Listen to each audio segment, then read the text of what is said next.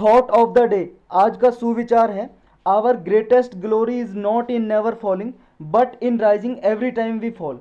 Glory का मतलब होता है खुशी या परम आनंद, यहाँ पे महानता भी बोल सकते हो आप। इसका मतलब है कि हमारी सबसे बड़ी खुशी या हमारी महानता कभी फेल होने में नहीं है, बल्कि फेल होकर दोबारा से अगली जीत के लिए तैयार होने में है। मतलब दोबारा से तैयार हो जाओ मेहनत करने के लिए। ये आप कोटेशन एसए के पेपर या फिर एथिक्स के पेपर पे कहीं में भी यूज कर सकते हो, किसी भी क्वेश्चन में जो इससे रिलेटेड हो। ये बोला था कन्फ्यूशियस ने। कन्फ्यूशियस थे एक फिलोसफर थे चाइना के फिलोसफर थे। फिलोसफर बोलते हैं विद्वान, स्कॉलर बोल लो या फिलोसफर बोल लो, जिनकी एक अलग आइडियोलॉजी होती है, फिलोसफी होती है, जिसे बहुत सारे लोग फॉलो करते हैं और ये प्रूव भी करते हैं अपनी फिलोसफी को। तो चलते हैं आज के करंट अफेयर के टॉपिक पे। चाइना तो आपको पता है ना कहाँ पे, ये चाइना हिंदुस्तान के साइड में ये चाइना। तो आज डेट कितनी है, 19 जुलाई है, और ये सब टॉपिक कवर करेंगे आज हम। फर्स्ट टॉपिक है अपना उमंग ऐप। उमंग ऐप क्या है, मोबाइल ऐप है, जैसे आपकी व्हाट्सअप की ऐप है, प्ले स्टोर से डाउनलोड कर सकते हो, इस तरह की ये मोबाइल ऐप है। ये डाउनलोड करोगे, यहाँ इंस्टॉल का बटन आएगा, दबाओगे तो इंस्टॉल हो जाएगी। ये न्यूज में अभी इसलिए आई, इसमें अभी कुछ मॉडिफाई किया है ऐप में। एक मैप सर्विस इंक्लूड की है, मैप सर्विस, जैसे आपके गूगल मैप है एक एप्लीकेशन, ऐसे इसमें मैप सर्विस इंक्लूड की है। ये किसने डेवलप की थी ये ऐप, उमंग ऐप। इसको डेवलप किया था, बनाया था नेशनल ई गवर्नेंस डिवीज़न ने बनाया था। और ये डिवीज़न कौन सी मिनिस्ट्री के अंडर काम करता है, ministry of electronics and IT, information technology, इस मंत्रालय के अंदर काम करता है। इसने डेवलप की थी। किस लिए बनाई थी ये ऐप, क्या मिलता है इस ऐप में। व्हाट्सअप में तो आप मैसेजिंग करते हो, इसमें क्या मिलता है भाई साहब, इसमें मिलता है unified mobile application for new age governance, इसकी फुल फॉर्म है। मिलेगा क्या, यूनिफाइड सर्विस, बहुत सारी सर्विस आपको एक प्लेटफॉर्म पर मिल जाती है। मान लो आपको अपना आधार कार्ड बनवाना है, इसके लिए एप्लीकेशन डाल सकते हो इसमें। मान लो आपको लाइसेंस बनवाना है, ड्राइविंग लाइसेंस, मान लो आपको राशन कार्ड बनवाना है, या कोई और भी डॉक्यूमेंट्स, पिन बनवाना है, यानी कि जो होता है ना pin, pan card, pan card जो होता है, पैन कार्ड बनवाना है आपको, या कुछ और इन्फॉर्मेशन लेनी है आपको, कुछ भी इसके रिगार्डिंग, कोई भी डॉक्यूमेंट्स, सरकारी डॉक्यूमेंट्स बनवाना है आपको, इस पे सब कुछ बनेगा आपका। रेजिडेंट सर्टिफिकेट हो, कुछ भी हो, इस पे अप्लाई कर सकते हो एक ऐप पे। और जितने भी जो सेंट्रल और स्टेट गवर्नमेंट की सर्विसेज हैं, वो मोस्टली सर्विस इस ऐप पे उपलब्ध हैं सारी। तो इसलिए इसको single unified secure multi channel multi platform बोला जा रहा है। और मल्टीलिंगुअल मतलब बहुत सारी भाषाओं में, एक भाषा नहीं है, सिर्फ हिंदी इंग्लिश और बहुत सारी भाषाओं में उपलब्ध है ये ऐप में। आप कोई भी लैंग्वेज यूज कर सकते हो अपने हिसाब से। ये 2017 में लॉन्च की थी ये ऐप, 2017 में, 2017 में। और इसमें लगभग 1251 सर्विस दी जाती हैं, जो 257 डिपार्टमेंट की कवर करती हैं। 32 स्टेट्स और यूनियन टेरिटरीज को कवर करता है, जिसमें 20,280 यूटिलिटी बिल पेमेंट सर्विस भी इसमें उपलब्ध है। और एक ही मतलब ऐप है जिसमें इतनी सारी सर्विस उपलब्ध है। अभी न्यूज़ में क्यों आई है, न्यूज़ में इसलिए आई है क्योंकि ministry of electronics and information technology ने इसमें क्या है, मैप सर्विस इनेबल कर दी है। मैप सर्विस का मतलब ये है, अब क्या है, इसमें मैप होगा और उसके जरिए आप देख सकते हो कि यहाँ पे जैसे मान लो आपको मंडी में जाना है या कोई और लोकेशन देखनी है, जैसे गवर्नमेंट मंडी होती है ना, अनाज वाली मंडी या सब्जी मंडी या कोई भी, या ब्लड बैंक हो गवर्नमेंट का, या आपको मान लो कोई हॉस्पिटल वगैरह में जाना है, कोई सर्विस लेनी है, या फिर आपको जैसे राशन कार्ड फिर आपने अप्लाई कर दिया, फिर कहीं पे आपको साइन वगैरह चाहिए किसी अथॉरिटी के, तो वो ऑफिस कहाँ है, ये सारा डिटेल बताएगा। जैसे आप गूगल मैप यूज करते हो ना, वहाँ पे डाला आपने, मान लो किसी भी प्लेस में जा रहे हो, आपने दिल्ली डाला और दिल्ली जाना है आपको, तो वो आपको लेके जाएगा, बताता ना डायरेक्शन। इसी तरह से ये डायरेक्शन बताएगा। मैप सर्विस उपलब्ध करा दिया। और ये मैप किसने डेवलप किया है, इसके लिए ये डेवलप किया है एक कंपनी है जिसका नाम है मैप माई इंडिया कंपनी, इसने डेवलप किया है। और ये स्ट्रीट और विलेज लेवल पे भी मैप उपलब्ध होगा, अवेलेबल होगा ये मैप इस ऐप पे। और एक बात याद रखनी है, जो ये उमंग ऐप है और उमंग ये सर्विस है, इसको 2018 में एक अवार्ड मिल चुका है जिसका नाम है best M government service award. Mobile government service award मिल चुका है इसको, बेस्ट अवार्ड मिल चुका है। कब मिला था, 2018 में। कब, किस किस समिट में मिला था, वर्ल्ड गवर्नमेंट समिट हुआ था दुबई में। दुबई कहाँ पे, यूएई, यूनाइटेड अरब अमीरात, ये कंट्री कहाँ पे है? ये अपना हिंदुस्तान है, इसके साइड में यहाँ देखो सऊदी अरबिया, और इसके साइड में छोटा सा है यूएई, यूनाइटेड अरब अमीरात, संयुक्त अरब अमीरात लिखा होता है हिंदी के न्यूज़पेपर में, अगर आप हिंदी का न्यूज़पेपर पढ़ते होंगे तो ये वाला कंट्री है। तो यहाँ पे वर्ल्ड समिट हुआ था, वर्ल्ड गवर्नमेंट समिट, एक मीटिंग हुई थी भाई साहब, वर्ल्ड की डिफरेंट डिफरेंट कंट्रीज़ की गवर्नमेंट एक साथ आती हैं और चर्चाएं करती हैं कि अपनी गवर्नमेंट्स को अपनी और कैसे सुधार किया जाए गवर्नमेंट सिस्टम को, तो इस पे मीटिंग होती है। तो ये दुबई में हुई थी 2018 में, तो इसको अवार्ड मिला था। नेक्स्ट टॉपिक है किसान सारथी। किसान सारथी देखो ये भी एक पोर्टल टाइप है, पोर्टल यानी कि वेबसाइट, इंटरनेट पे वेबसाइट होगी, जैसे google.com है आपकी, ऐसे एक वेबसाइट है जिस पे किसान, किसान है इसमें वर्ड मतलब इसकी नाम में किसान है, यानी कि किसान का सारथी है ये। सारथी का मतलब सहयोग करेगा, फार्मर को ये सर्विस प्रोवाइड करेगा ये वेबसाइट। तो अभी रिसेंटली न्यूज़ में क्यों है, देखो ये अभी लॉन्च की है किसान सारथी, अभी लॉन्च की है ये platform, Indian council of agriculture research, इसका 93rd फाउंडेशन डे सेलिब्रेट किया था, उसके ही ओकेज़न पे, मतलब इसी का जब सेलिब्रेशन चल रहा था इसके फाउंडेशन डे का। फाउंडेशन डे का मतलब होता है कि जिस दिन ये बनाया गया है इसकी एनिवर्सरी मनाई जा रही थी, सेलिब्रेट की जा रही थी। Indian council of agriculture research की एक सेंटर है ये। तो इस मौके पे ही किसान सारथी का प्लेटफॉर्म यानी कि वेबसाइट लॉन्च की गई। अब ये Indian council of agriculture research क्या है, देखो एक ऑटोनोमस ऑर्गेनाइजेशन है। ऑटोनोमस ऑर्गेनाइजेशन का मतलब है कि अपने रूल्स एंड रेगुलेशन खुद बना सकती है। कौन से मंत्रालय के अंदर काम करती है ये? Ministry of agriculture and farmer welfare, कृषि मंत्रालय, कृषि और किसान कल्याण मंत्रालय के अंदर काम करती है। उसके अंडर एक डिपार्टमेंट है डेयर नाम का, department of agriculture research and education. इस डिपार्टमेंट के अंडर काम करती है ये council, Indian council of agriculture research. इसको जुलाई 1929 में बनाया गया था, एस्टेब्लिश किया गया था, मतलब हमारी आज़ादी से पहले, बिफोर इंडिपेंडेंस। और तब ये बनाया गया था तो इसका नाम था imperial council of agriculture research. बाद में इसका नाम चेंज कर दिया Indian council of agriculture research. अब इसका हेडक्वार्टर कहाँ पे है? न्यू दिल्ली में इसका हेडक्वार्टर है, मुख्यालय। और ये अपेक्स बॉडी है, किस लिए? कि एग्रीकल्चर वगैरह में रिसर्च करती रहती है, कुछ एजुकेशन प्रोवाइड करना हो तो वो, हॉर्टिकल्चर को, फिशरीज और एनिमल साइंस के रिगार्डिंग ये रिसर्च करती है इंटर कंट्रीज़ में।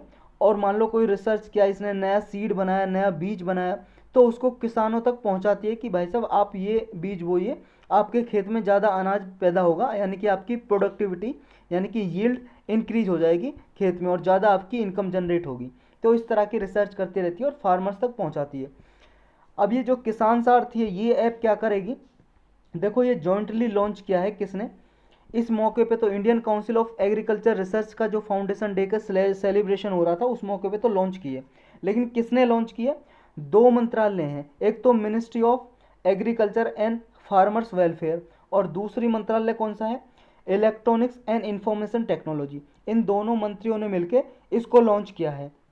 ये एक डिजिटल इन्फॉर्मेशन है और किस पे काम करेगा? Right information at right time, मतलब कि किसी भी किसान को अपनी कृषि से रिलेटेड, क्रॉप से रिलेटेड, फसल से रिलेटेड जो भी इन्फॉर्मेशन चाहिए, सूचना चाहिए, मान लो उसे उसके खेत में मान लो कोई नया कीड़ा लग गया है, इंसेक्ट लग गया है और उसकी फसल को ख़राब कर रहा है, तो फ़ोटो खींच के भाई साहब भेज देगा, वो जानकारी लेगा कि भाई साहब बताओ, आप साइंटिस्ट हो एग्रीकल्चर के, तो मुझे बताओ क्या यूज़ करना चाहिए, कौन सा मैं पेस्टिसाइड डालूँ, कीटनाशक डालूँ खेत में जो मेरी फसल बच जाए, या फिर मैं इस समय पे कौन सी फसल उगाऊं, कौन सा बीज अच्छा रहेगा, कौन सा अच्छा हाई क्वालिटी का सीड है।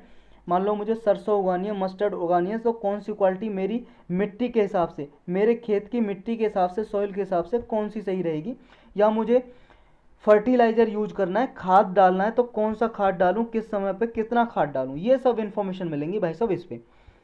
ये फार्मर को हेल्प करेगा, यानी कि जो कृषि विकास, कृषि विज्ञान केंद्र जो होते हैं केवी के, इनके जरिए जो कृषि विज्ञान केंद्र में क्या है, साइंटिस्ट वगैरह बैठे होते हैं, कुछ एक्सपर्ट, ये फार्मर्स को एडवाइस देते हैं कि ये वगैरह आप फसल उगाइए। तो कृषि विज्ञान केंद्र के जरिए फार्मर से कांटेक्ट करेगा ये किसान सारथी।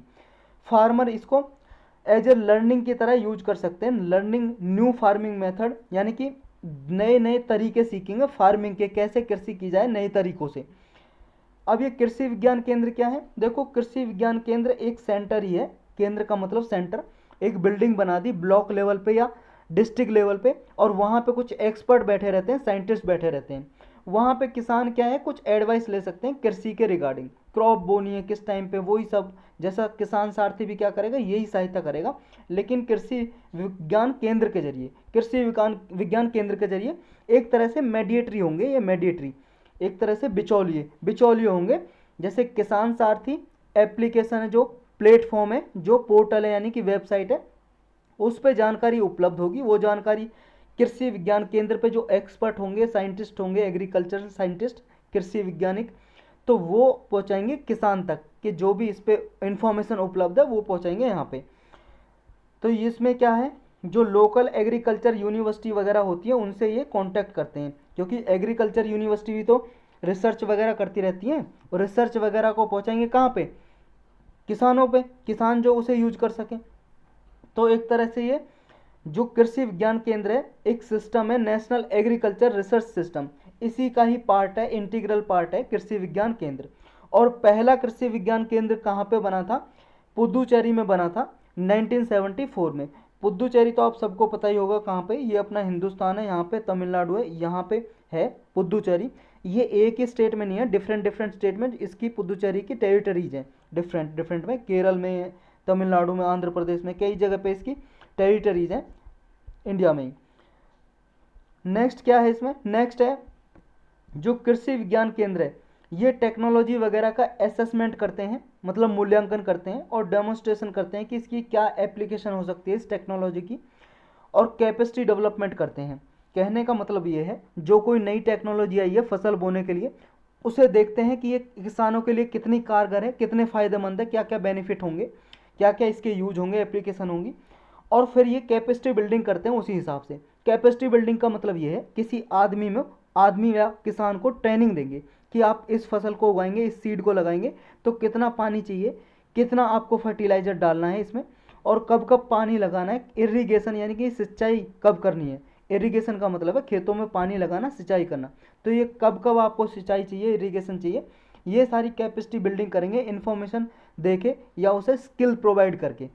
ये होता है कैपेसिटी बिल्डिंग का मतलब। अब ये कृषि विज्ञान केंद्र हैं जो ये एक तरह से क्वालिटी टेक्नोलॉजिकल प्रोडक्ट प्रोड्यूस करते हैं, सीड प्रोड्यूस करते हैं, बनाते हैं, ये planting material, bio agents, life stock वगैरह, तो ये डेवलप करते हैं ताकि किसानों के लिए उपलब्ध हों अच्छी क्वालिटी के सीड या बीज। ये केवी के हैं जो कृषि विज्ञान केंद्र, इनको चलाने के लिए पूरा खर्चा कौन उठाता है, central government, 100% financed by the government of India. Central government सारा पैसा देती है कृषि विज्ञान केंद्र खोलने के लिए, और साइंटिस्ट वगैरह जो बैठे रहते हैं उनकी सैलरी वगैरह। ये जो कृषि विज्ञान केंद्र है कौन खोल सकता है, जैसे मान लो कि आप खोलना चाहो तो आप खोल सकते हो। देखो आप खोल तो सकते हो, आपको एनजीओ बनाना पड़ेगा। तो ये एनजीओ वगैरह जो होते हैं, नॉन गवर्नमेंटल ऑर्गेनाइजेशन, गैर सरकारी संस्था, गैर सरकारी संस्था होती है भाई साहब ये एनजीओ। ये आप कोई भी खोल सकता है जो मान लो कोई काम करता है, इन्वायरमेंट को प्रोटेक्ट करने के लिए कोई काम करता है, या फिर मान लो वुमन के राइट को बचाने के लिए कोई काम करता है। तो ऐसी एनजीओ होती है जिनमें कोई गवर्नमेंट का अधिकारी वगैरह नहीं होता, प्राइवेट लोग ही होते हैं, और ये रजिस्टर करानी होती है गवर्नमेंट के पास। कौन से एक्ट में, पब्लिक ट्रस्ट एक्ट है भाई साहब 1950 का, उसमें रजिस्टर करा सकते हो। आजकल तो ऑनलाइन सब कुछ हो जाता है, आपको काम दिखाना पड़ेगा कि आपने क्या काम किया है जिसके रिगार्डिंग कर रहे हो। तो आपको जैसे कृषि विज्ञान केंद्र खोलना है तो देखेंगे आपने क्या कृषि के लिए कुछ किया है, क्या आपके पास कोई साइंटिस्ट उपलब्ध हैं जो आप कृषि विज्ञान केंद्र में बैठाओगे, तो आपको दे दिया जाएगा फिर कृषि विज्ञान केंद्र। या फिर कोई गवर्नमेंट डिपार्टमेंट खोलना चाहता है वो खोल सकता है, या कोई Indian council of agriculture research का कोई इंस्टीट्यूट है इसका एफिलिएटेड इंस्टीट्यूट, वो खोल सकता है, या कोई एग्रीकल्चर यूनिवर्सिटी खोली हुई है किसी ने, पब्लिक या प्राइवेट कोई सी भी यूनिवर्सिटी, वो खोल सकती हैं। ये काम करते हैं कृषि विज्ञान केंद्र एज ए ब्रिज। कहने का मतलब ये है जो लेबोरेटरीज और फार्म लैंड के बीच में ब्रिज एस्टेब्लिश करते हैं। ब्रिज क्या काम करता है भाई साहब, जैसे ये रोड है, रोड पे ब्रिज बना हुआ है तो ये कनेक्टिविटी करता है ब्रिज, ब्रिज का मतलब कनेक्टिविटी, कनेक्ट करता है। और ये किसको कनेक्ट करेगा, लैब को और फार्मलैंड को। यानी कि जो लेबोरेटरीज हैं जहाँ पे रिसर्च होती है, नए नए सीड बनते हैं, बीज बनते हैं, या कीटनाशक बनते हैं, या फर्टिलाइजर बनते हैं, उन बीज फर्टिलाइजर सबको कहाँ पे, किसान तक लेके जाएगा कृषि विज्ञान केंद्र। लैब इन्फॉर्मेशन देंगी केवीके को, और ये देंगे फार्मलैंड को, यानी कि किसान को देंगे, किसानों के खेत तक पहुंचाएंगे। तो इसका जो कृषि विज्ञान केंद्र की जो थीम है यही है कि जो 2022 तक हमारा टारगेट है इंडिया का कि फार्मर की इनकम को डबल करना है, डबलिंग फार्मर इनकम बाय 2022। तो ये भी पूरा हो सकेगा इसके जरिए। सारथी जो किसान सारथी प्लेटफॉर्म है, जो पोर्टल बनाया है अभी। तो ये टारगेट भी आपको याद रखना है, यूपीएससी इतना भी पूछ लेती है कि स्टेटमेंट में दे देगी किसान की जो इनकम है उसको डबल करने का टारगेट कब तक का है, तो 2022 तक है, ये याद रखना है। चलते हैं नेक्स्ट पे। नेक्स्ट है अपना school innovation ambassador training programme. ये ट्रेनिंग प्रोग्राम अभी लॉन्च किया है, किस लिए? जो स्कूल में टीचर्स होते हैं उन स्कूल टीचर्स को ये ट्रेनिंग प्रोवाइड करेगा, ट्रेनिंग देगा भाई साहब उनको कि कैसे बच्चों को आप पढ़ाओगे, कैसे आप हैंडल करोगे, बच्चों को साइकोलॉजिकल कैसे आप सपोर्ट दोगे, कोई डिप्रेस में है बच्चा, स्ट्रेस में है तो उसको कैसे खुश रखोगे, ये सारी ट्रेनिंग, कैसे अच्छे से क्वालिटी एजुकेशन प्रोवाइड करोगे, ये सब ट्रेनिंग दी जाएगी टीचर्स को। इसमें लगभग 50,000 स्कूल टीचर्स को ट्रेनिंग दी जाएगी इनोवेशन के रिगार्डिंग, कि कैसे मान लो इनोवेटिव आइडिया यूज करोगे आप क्वालिटी एजुकेशन प्रोवाइड करने के लिए। इंटरप्रेन्योरशिप प्रोवाइड की जाएगी स्कूल टीचर्स को, कि मान लो आप कोई बिजनेस चलाना चाहो तो ये जो स्टूडेंट्स हैं उनको कैसे आप दोगे कि इंटरप्रेन्योरशिप कैसे बन सकते हो आप इंटरप्रेन्योर, कि कैसे उद्योगपति बन सकते हो, कैसे कंपनी चला सकते हो, कैसे कंपनी चलाई जाती है, ये सारी इन्फॉर्मेशन बच्चों तक पहुंचाओगे टीचर्स के जरिए। आईपीआर इन्फॉर्म, ये है इंटेलेक्चुअल प्रॉपर्टी राइट्स के रिगार्डिंग सारी ट्रेनिंग देना टीचर्स को। डिज़ाइन थिंकिंग के बारे में, प्रोडक्ट डेवलपमेंट और आइडिया जनरेशन, के नए नए आइडिया, इनोवेटिव आइडिया कैसे जनरेट करना है, ये स्कूल टीचर को सारी ट्रेनिंग दी जाएगी। और ये सारी ट्रेनिंग ऑनलाइन मोड पे दी जाएगी, जैसे आप ऑनलाइन पढ़ रहे हो ना यूट्यूब के जरिए, ऐसी ऑनलाइन मोड पे दी जाएगी ये सारी ट्रेनिंग स्कूल टीचर्स को। और जो ये प्रोग्राम है स्कूल टीचर के लिए ट्रेनिंग दी जाएगी, किसने डिजाइन किया है, किसने बनाया ये प्रोग्राम? ये बनाया भाई साहब दो ऑफिस हैं, एक तो इनोवेशन सेल है, ये एक सेंटर है, ये मान लो इसमें कुछ एक्सपर्ट बैठे रहते हैं, साइंटिस्ट वगैरह, मतलब एजुकेशन के रिगार्डिंग एक्सपर्ट। तो एक इनोवेशन सेल है जो मिनिस्ट्री ऑफ एजुकेशन के अंडर काम करती है, और एक आपका ये है AICTE, ये स्कूल टीचर्स के लिए प्रोग्राम बनाया है इन दोनों ने मिलकर। अब ये AICTE क्या है और इनोवेशन सेल क्या है, इसके बारे में थोड़ा पढ़ लो। ये all India council for technical education इसकी फुल फॉर्म है, 1945 में बिफोर इंडिपेंडेंस बनाई गई थी, नेशनल लेवल अपेक्स बॉडी है, ये एडवाइजरी बॉडी है, गवर्नमेंट को एडवाइस देती है टेक्निकल एजुकेशन में कैसे आप डेवलपमेंट लाओगे, कैसे प्रमोट करोगे ज़्यादा से ज़्यादा टेक्निकल एजुकेशन। टेक्निकल एजुकेशन भाई साहब ये होगी जैसे इंजीनियरिंग करना, बीटेक करते हैं जैसे इंजीनियरिंग होगी, या मेडिकल से पढ़ते हो आप बायोलॉजी से डॉक्टर बनते हो, ये टेक्निकल एजुकेशन में आती है। या साइंटिस्ट के लिए कोई रिसर्च वगैरह पढ़ना आप, तो ये सब टेक्निकल एजुकेशन में आती हैं। या एग्रीकल्चर से कर रहे हो आप कोई डिप्लोमा या डिग्री, ये सब एग्रीकल्चर वगैरह सब टेक्निकल एजुकेशन में आती हैं। तो इसको प्रमोट करना ये एडवाइजरी बॉडी है अपेक्स लेवल की इंडिया में। ये सर्वे कंडक्ट करती रहती है कि फैसिलिटी कौन कौन सी फैसिलिटी अवेलेबल हों टेक्निकल एजुकेशन के लिए, और कंट्री में डेवलपमेंट करती है इंटीग्रेटेड और कोऑर्डिनेटेड मैनर में। ये क्या है, जो हमारी एजुकेशन पॉलिसी थी, नेशनल पॉलिसी ऑफ एजुकेशन 1986 की, अभी तो 2020 की एजुकेशन पॉलिसी आई थी लास्ट ईयर, उससे पहले 1986 की पॉलिसी जो आई थी, इसके अकॉर्डिंग ये जो all India council for technical education है, इसको बहुत सारी पावर दी गई थी। मतलब इसका जुरिस्डिक्शन का मतलब है कौन कौन सी अथॉरिटी हैं, कौन कौन सी पावर है इसके पास, कौन कौन से फंक्शन होंगे, कौन कौन से रोल हैं इसके, तो ये उसके अकॉर्डिंग ये रोल हैं इसके पास। ये एक तो स्टैट्यूटरी अथॉरिटी है, मतलब एक्ट के द्वारा बनाया गया था, सांविधिक संस्था है, प्लानिंग करती है, फॉर्मुलेट करती है, मेंटेनेंस करती है नॉर्म्स और स्टैंडर्ड, मतलब टेक्निकल एजुकेशन के लिए रूल्स वगैरह नियम वगैरह ये बनाती है, प्लानिंग करती है कि क्या क्या टेक्निकल जो इंस्टीट्यूट है उनमें क्या क्या फैसिलिटी होनी चाहिए, क्या क्या उनके लिए रूल्स होने चाहिए, ये सब बनाती है ये। क्वालिटी अश्योरेंस देती है, क्वालिटी अश्योरेंस किसके थ्रू, एक्रीडिटेशन के थ्रू। एक्रीडिटेशन का मतलब है कि प्रमाण पत्र, मान्यता, एक तरह से टेक्निकल एजुकेशन है उनको मान्यता कौन देता है, ये काउंसिल देती है, ये काउंसिल देती है। फंडिंग इन प्रायोरिटी एरियाज, जो भी प्रायोरिटी एरिया आ जाए, मान लो टेक्निकल एजुकेशन के लिए कुछ फंडिंग देती है, मनी प्रोवाइड करती है, इवैल्यूएशन करती है, मॉनिटरिंग करती है, देखती है हाँ टेक्निकल एजुकेशन जो सही से प्रोवाइड की जा रही है इंस्टीट्यूट्स में या नहीं, maintaining parity of certification and award. Next इसका काम है management of technical education in the country. जो टेक्निकल एजुकेशन है हमारी कंट्री में, सारा मैनेजमेंट कौन देखती है, ये काउंसिल देखती है, all India council for technical education. Next है इनोवेशन सेल। इनोवेशन सेल क्योंकि दोनों ने मिलके, AICTE और इनोवेशन सेल ने मिलके ही इस प्रोग्राम को बनाया ना जिसे हम पढ़ रहे हैं कि टीचर्स को ट्रेनिंग दी जाएगी। ये इनोवेशन सेल भाई साहब मिनिस्ट्री ऑफ एजुकेशन का ही एक इनिशिएटिव है।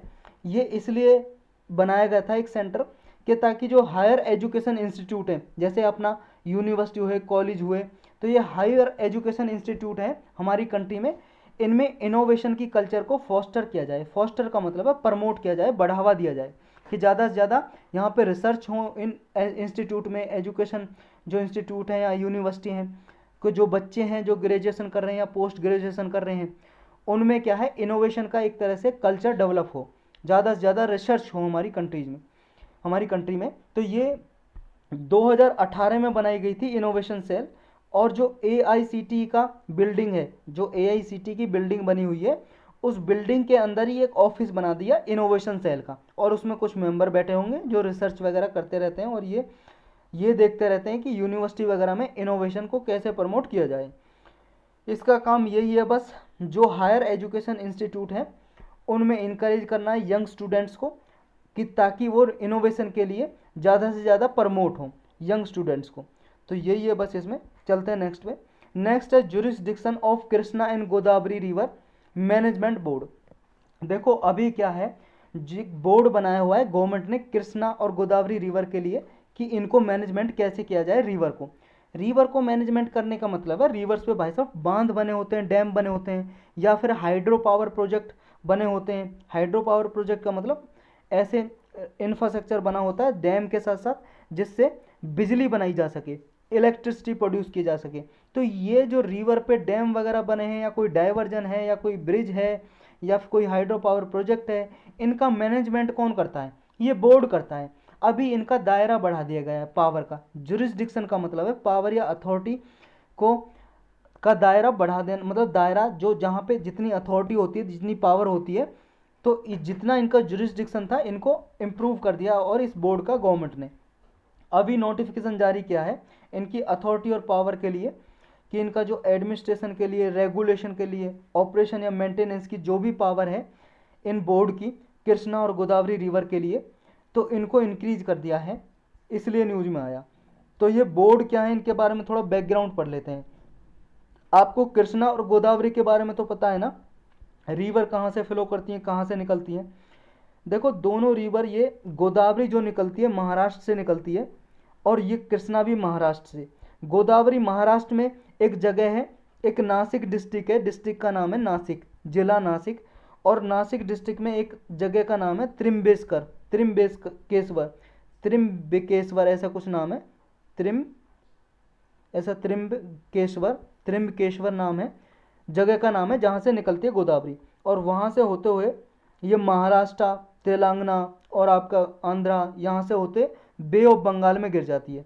बे ऑफ बंगाल आपको पता ही है ना, बंगाल की खाड़ी, ये अपना हिंदुस्तान है, यहाँ पे महाराष्ट्र है, यहाँ से निकल के इधर गिर जाती है। यानी कि ईस्टवर्ड फ्लोइंग रिवर है, पूर्व की तरफ बहती है ना, इधर ईस्ट डायरेक्शन है, इधर वेस्ट है, पूर्व पश्चिम, इधर नॉर्थ उत्तर, और इधर साउथ आपका दक्षिण। तो ये वेस्ट से ईस्टवर्ड फ्लो करती है। और इसी तरह कृष्णा करती है महाराष्ट्र के सतारा डिस्ट्रिक्ट से। सतारा डिस्ट्रिक्ट में सतारा जिला है जो, वहाँ पे एक जगह है महाबलेश्वर, महाबलेश्वर से फ्लो करती है। अगर आपको थोड़ा और डिटेल में जानना है, क्योंकि इन रिवर्स के बारे में बहुत बार यूपीएससी पूछ चुका है क्वेश्चन, और डिटेल में जानना तो ज्योग्राफी की प्लेलिस्ट में जाके आप इन पे 2-2, 3-3 मिनट के लेक्चर होंगे, वो देख लेना, एक बार रिवाइज कर लेना। अगर आपने नोट्स बनाए हो तो वहाँ से देख लेना, या फिर आप एनसीईआरटी से भी पढ़ सकते हो, आपके पास एनसीईआरटी बुक होंगी ज्योग्राफी की, वहाँ से पढ़ सकते हो। लेकिन पढ़ जरूर लेना, क्योंकि रिवाइज कर लेना, जो न्यूज में रहते हैं टॉपिक अधिकतर उनसे यूपीएससी क्वेश्चन फ्रेम करता है। तो ये गोदावरी और कृष्णा के लिए रिवर बोर्ड बनाए थे, रिवर मैनेजमेंट बोर्ड। और एक अपेक्स काउंसिल बनाई थी कि ये बोर्ड काम कर रहे हैं या ठीक से नहीं कर रहे हैं, इनके सुपरविजन के लिए ये मॉनिटरिंग करेगी अपेक्स काउंसिल। कुछ मेंबर बना देते हैं इसमें काउंसिल में कि ये सदस्य जांच करेंगे कि हाँ ये बोर्ड काम कर रहे हैं, इसके लिए नहीं। आंध्र प्रदेश रीऑर्गेनाइजेशन एक्ट बनाया था 2014 में। उस एक्ट के जरिए ये बोर्ड और अपेक्स काउंसिल बनाई थी गवर्नमेंट ने। ये 2 रिवर मैनेजमेंट बोर्ड हैं जो सेंट्रल गवर्नमेंट ने बनाए थे इस एक्ट की प्रोविजन के अंदर। प्रोविजन का मतलब इसमें जो धाराएं हैं, जैसे हमारा कॉन्स्टिट्यूशन है, संविधान है, उसमें अनुच्छेद आर्टिकल, ऐसे ही एक्ट में प्रोविजन होती हैं धाराएं।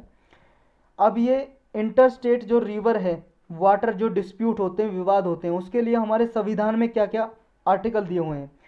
जो इंटर स्टेट का मतलब है एक स्टेट से दूसरे स्टेट में जो रिवर फ्लो करती हैं, उनके लिए झगड़े होते रहते हैं स्टेट्स के आपस में, उनको सुलझाने के लिए हमारे संविधान में एक आर्टिकल 62 है, 262। कौन सा है? 262, 262।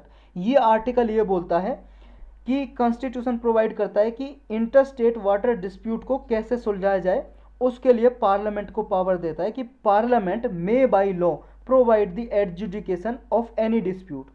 कि पार्लियामेंट लॉ बना के, कानून बना के, पार्लियामेंट आपको पता है पार्लियामेंट में क्या क्या आता है? पार्लियामेंट में आता है भाई साहब लोकसभा, राज्यसभा और प्रेसिडेंट। तो ये क्या है? पार्लियामेंट में लॉ बना के, कानून बना के किसी भी विवाद को सुलझाया जा सकता है।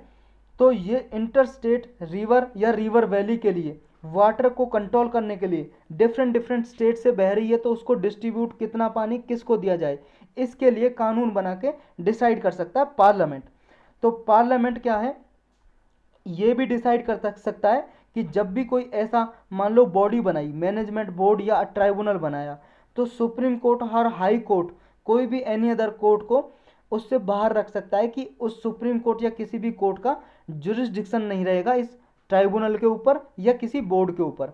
समझ गए? जो भी ये कंप्लेंट आती हैं डिस्प्यूट को सुलझाने के लिए इन बोर्ड या किसके पास? ट्राइब्यूनल के पास।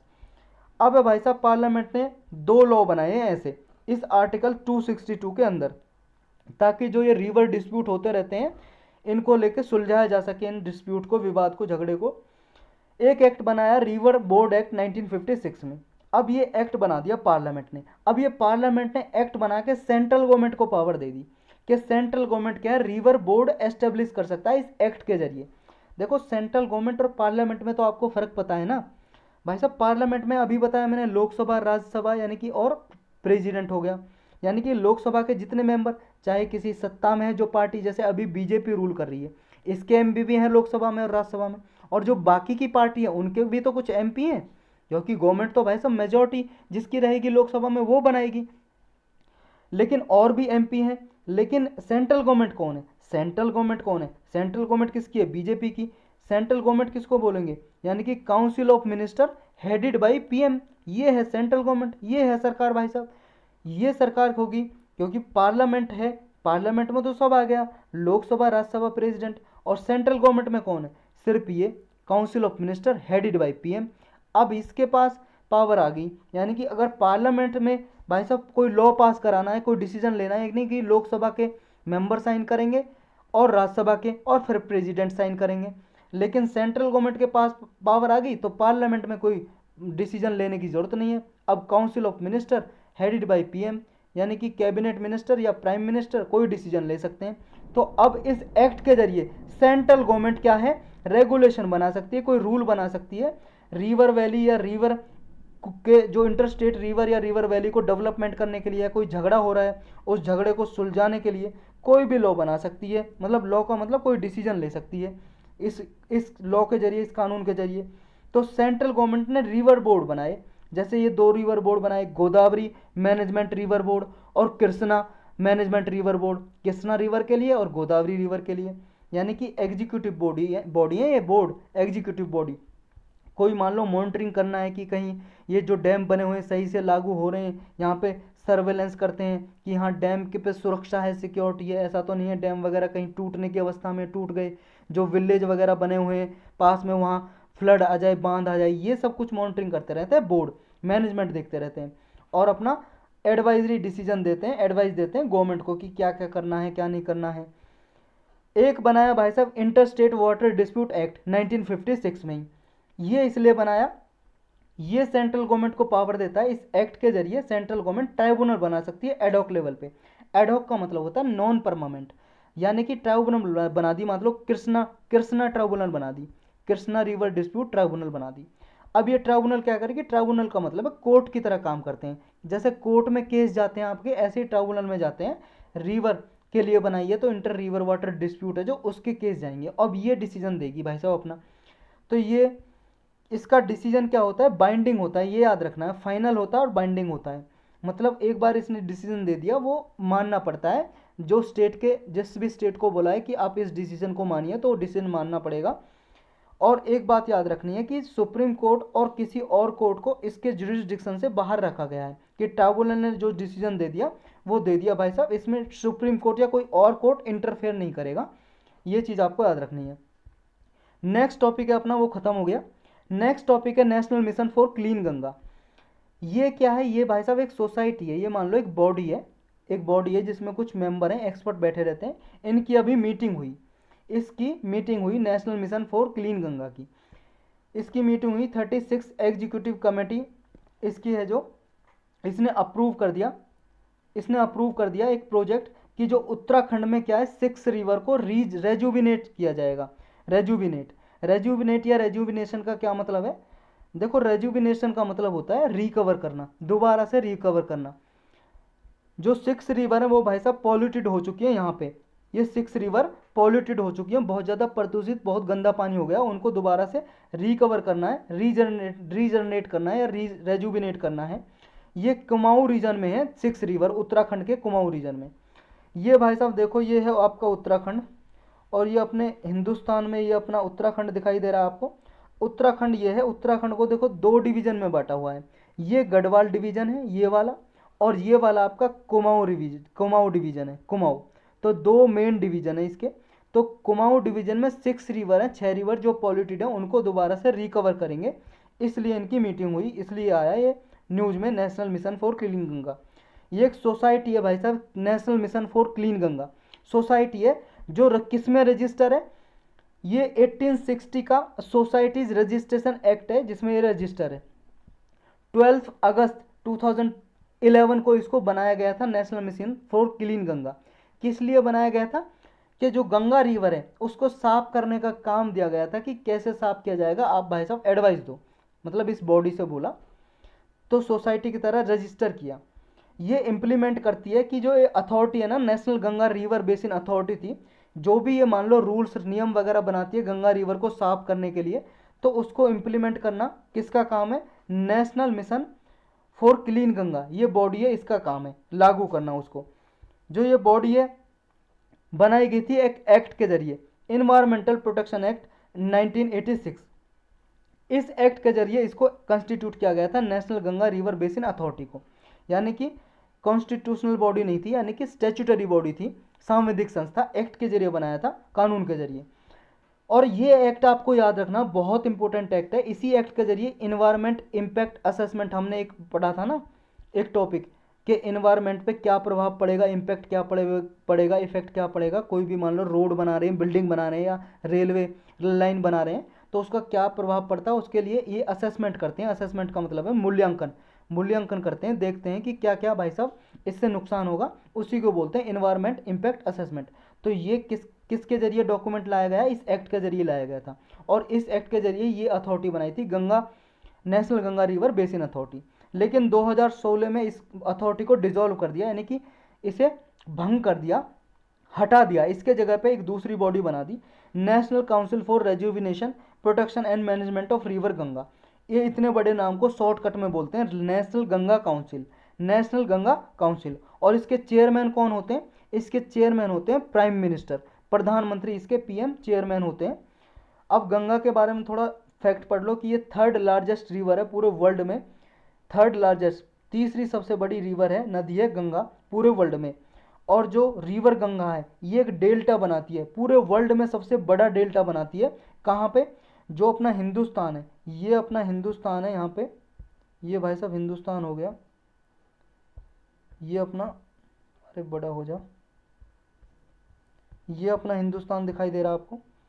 यहाँ से गंगा बहती है उत्तराखंड से निकल के इधर आके गिर जाती है, यहाँ पे बांग्लादेश के और इंडिया के साइड में, यहाँ पे एक डेल्टा बनाती है ये डेल्टा। ये पूरे वर्ल्ड का सबसे बड़ा डेल्टा है, पूरे वर्ल्ड का, जो बनाती है गंगा रिवर। किधर गया? पूरे वर्ल्ड का सबसे लार्जेस्ट है ये डेल्टा, और इस डेल्टा का नाम क्या है? सुंदरबन डेल्टा के नाम से जानते हैं इसे। और यूनेस्को ने इसे 1997 में वर्ल्ड हेरिटेज साइट डिक्लेयर किया हुआ है, विश्व विरासत स्थल। देखो यूनेस्को आप सबको पता है यूनाइटेड नेशन की स्पेशलाइज एजेंसी है, और वर्ल्ड हेरिटेज साइट उसको डिक्लेयर कर देते हैं जब कोई यूनिक उसकी कोई फीचर होता है, या तो नेचुरल साइट हो सकती है कोई, या कल्चरल किसका सिग्निफिकेंस हो, कोई मान लो त्योहार वगैरह उसको भी कर देते हैं, या फिर आपका कोई मान लो कोई भी कल्चरल कोई भी ट्रेडिशन है, कस्टम है, किसी के रीति रिवाज हैं, तब भी डिक्लेयर कर देता है यूनेस्को। इंडिया में ऐसी साइट है ना, जो साइट ऐसी साइट डिक्लेयर की हुई है, कितनी? 38 साइट हैं अभी, और जिनमें से एक मिक्स्ड है, जो नेचुरल और कल्चरल दोनों सिग्निफिकेंस है। वो कौन सा है साइट? Kanchenjunga national park. ये कहाँ पे? सिक्किम में। एक मिक्स्ड साइट है और बाकी की नेचुरल और कुछ कल्चरल साइट है। अभी 38 साइट है। और ये डेल्टा क्या होता है भाई साहब? डेल्टा होता है, देखो डेल्टा नाम इसलिए दिया हुआ, रिवर आती है बह के, रिवर के साथ लोड आता है, यानी कि कुछ सेडिमेंट्स आते हैं, मतलब इसमें कंकड़ पत्थर गाद वगैरह मिट्टी ये आती है रिवर लेके, रिवर में तो बहेगी ना। अब रिवर यहाँ पे जैसे बे ऑफ बंगाल में, बंगाल की खाड़ी में गिरती है, तो कुछ इस तरह की शेप बनाती है। आपने मैथ में पढ़ा होगा ना, ये शेप, इसको डेल्टा बोलते हैं ना मैथ में, तो ये डेल्टा की शेप बना लेती है कुछ, इसलिए इसका नाम रख दिया डेल्टा, जो मैथ में यूज करते हैं हम डेल्टा, तो इसलिए नाम है इसका डेल्टा। तो किस वजह से बनाते हैं डेल्टा? किस वजह से बनता है? क्योंकि इसमें रिवर में लोड ज़्यादा बढ़ जाता है और इसकी रिवर की स्पीड कम हो जाती है। जैसे हिमालय से भाई साहब बह रही है, वहाँ पे ऊंचाई है, हिमालय से जैसे नीचे आएगी तो स्पीड, बहुत ज़्यादा स्पीड में पानी बहेगा ना, लेकिन आगे जाके प्लेन एरिया है, ऊंचाई इतनी नहीं है, प्लेन एरिया पे बह रहा है। पहले एरिया ऐसा था, यहाँ से इधर बह रही है तो ज़्यादा स्पीड थी, लेकिन अब ऐसा एरिया हुआ है तो स्पीड घट गई, और यहाँ पे मिट्टी ज़्यादा बढ़ गई, यहाँ पे पेड़ पेड़ पौधे के पत्ते वगैरह रिवर में आ गए, कुछ मिट्टी आ गई, कुछ कंकड़ पत्थर लोगों ने आगे डाल दिए यहाँ से जब गुजरती है रिवर, तो इसमें लोड बढ़ गया। अब ये आके यहाँ पे लोड बढ़ जाता है, रिवर अपने साथ लेके आती है, तो यहाँ पे डिस्ट्रीब्यूटरीज में बढ़ जाती है, मतलब रिवर की क्या है अलग अलग, ये रिवर यहाँ पे, एक रिवर यहाँ पे बढ़ गई, एक यहाँ पे, एक यहाँ पे, एक यहाँ पे, ऐसे रिवर के डिस्ट्रीब्यूटरीज रिवर बढ़ जाती हैं। और इसके कारण क्या है, आसपास ये कंकड़ पत्थर मिट्टी जो लाई होती है वो जमा देती है, और यहाँ पे एक शेप बन जाती है ऐसे डेल्टा की, उसी को डेल्टा बोलते हैं। चलते हैं नेक्स्ट पे, यही था इसमें उड़ान स्कीम। नेक्स्ट है उड़ान स्कीम।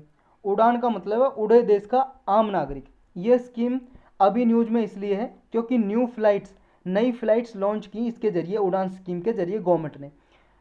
स्मॉल जो सिटीज़ हैं उनको मेट्रो से कनेक्ट किया जाएगा। मेट्रो, ये मेट्रो ट्रेन नहीं है जो दिल्ली या कलकत्ता या जयपुर में जो मेट्रो चलती है वो वाली, ये मेट्रो नहीं है। मेट्रो का यहाँ पे मतलब है मेट्रो सिटीज़, बड़ी बड़े शहर हैं जो, मतलब स्मॉल जो सिटी हैं, छोटे शहरों को बड़े शहरों से जोड़ा जाएगा फ्लाइट के जरिए। फ्लाइट क्या है? मतलब जहाज़ के जरिए, एरोप्लेन के जरिए। जो छोटे शहर हैं वहाँ पर से फ्लाइट चलेंगी और बड़े शहर तक चलाई जाएंगी, जैसे दिल्ली, कलकत्ता या चेन्नई आपका, या बॉम्बे, ऐसे सिटीज़ से जोड़ा जाएगा बड़े शहरों से। तो इसमें क्या है, जो लेस यूज्ड एयरपोर्ट हैं, ऐसे एयरपोर्ट हैं जो स्मॉल स्ट्रीट में, स्मॉल सिटी में, छोटे शहरों में बने हुए हैं, उनको जोड़ा जाएगा बड़े शहरों से। और ये अफोर्डेबल फ्लाइट होंगी।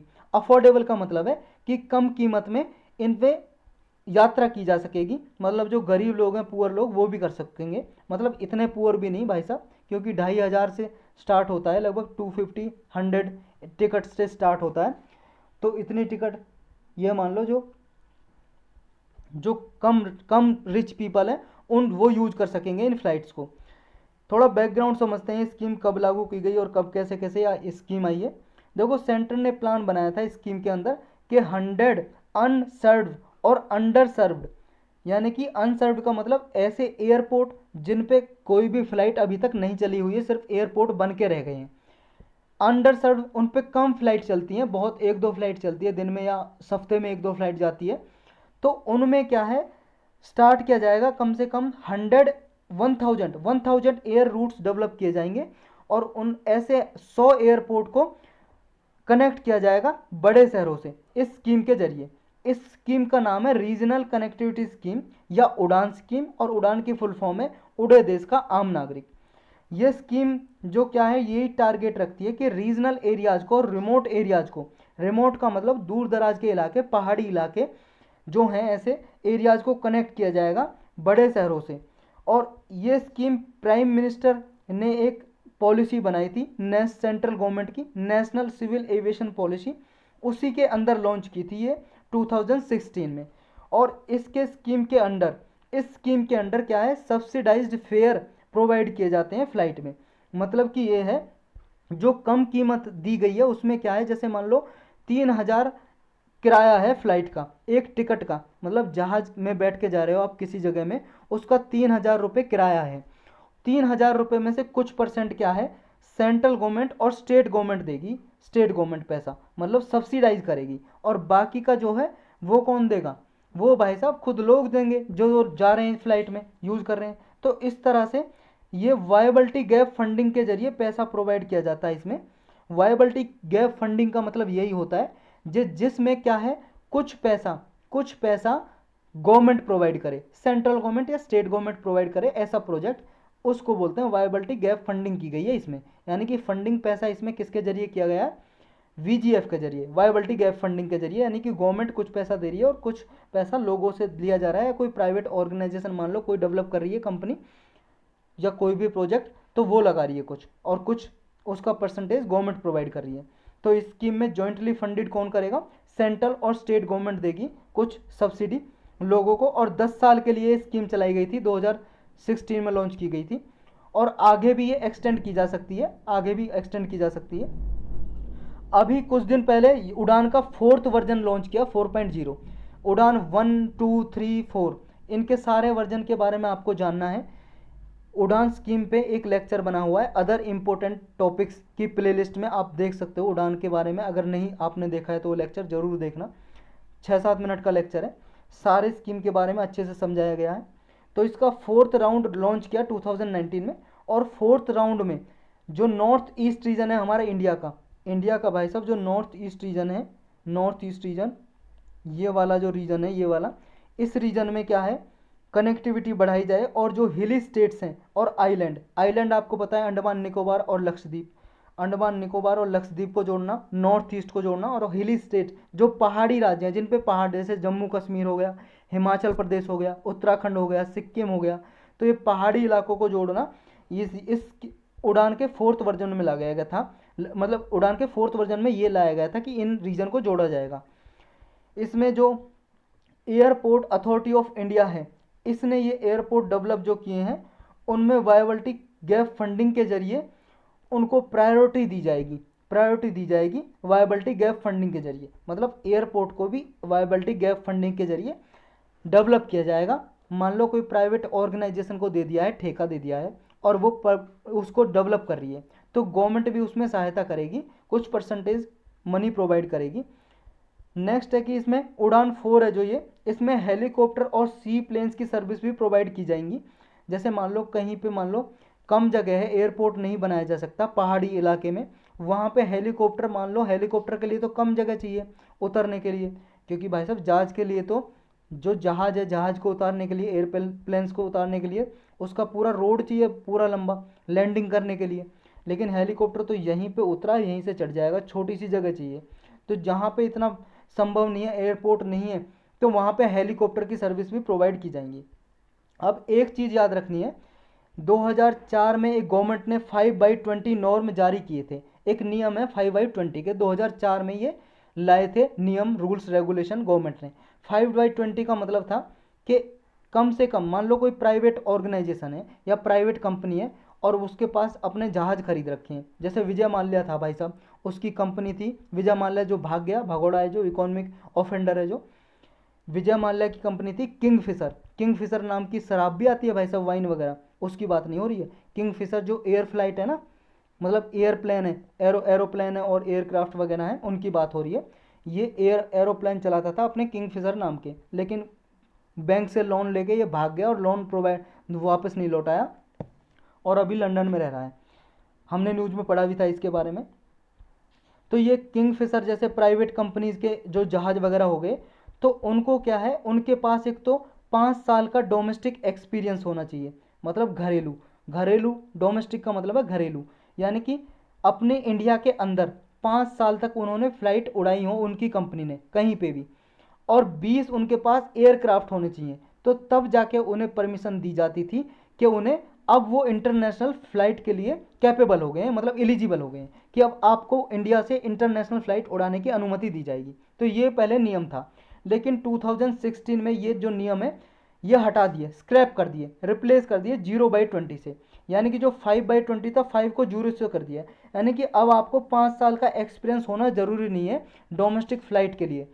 आपके पास भले ही अभी आपने आप कंपनी शुरू की है, लेकिन आपके पास कम से कम 20 एरोप्लेन होने चाहिए, जहाज, तो आपको परमिशन दे दी जाएगी कि आप विदेश में भी फ्लाइट लेके जा सकते हो आप, तो ये परमिशन दे जाएगी।